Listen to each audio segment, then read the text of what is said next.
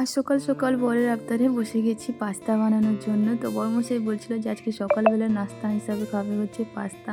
তার জন্যই আর কি সকালবেলা উঠে করেই বসে গেছি পাস্তা বানানোর জন্য। তো পাস্তাটা আমি এখানে সিদ্ধ করে আর কি বানিয়ে নিলাম।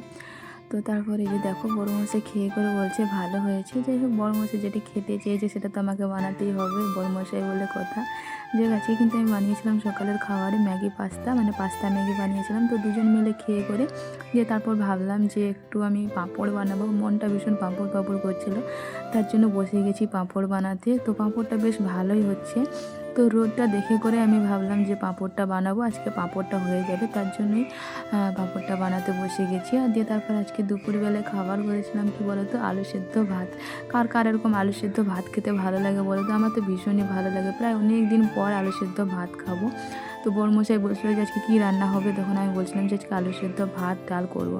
তো বড়মশাই বলছে ঠিক আছে করো। তো সকালবেলা তার পছন্দের খাবার হলো, দুপুরবেলায় আমার পছন্দের খাবার আলু সেদ্ধ ভাত ডাল। খেতে কিন্তু আমার ভীষণই ভালো লাগে। আর বাঙালি হয়ে করে অনেক অনেক ছেলে মেয়েকে কিন্তু মানে অনেকেই আর কি আলু সেদ্ধ ভাত খেতে ভালোবাসে। আমার তো ভীষণই ভালো লাগে। তো যাই হোক স্নান টান করে এই যে বসে গেছি। তো খাওয়া দাওয়া করে জামা কাপড় সব তুলে নিয়ে এসেছি। তারপর একটু খেয়ে করে রেস্ট করছি। কী করবো, মানে হজম হচ্ছিলো না, তার জন্য এদিক ওদিক ঘুরে ঘুরে রেস্ট করছিলাম। তো যাতে হজম হয়ে যায়। তারপরে যে বর একটু রেস্ট নিয়ে করে তারপরে যে বেরিয়ে যাচ্ছে বরের কাজে, মানে একটু দরকার ছিল, কোন বন্ধুর সঙ্গে দেখা করবে আর একটা বাড়ির জন্য একটা ভালো জিনিস নিয়ে আসবে, সেটা আমাদের খুবই দরকার।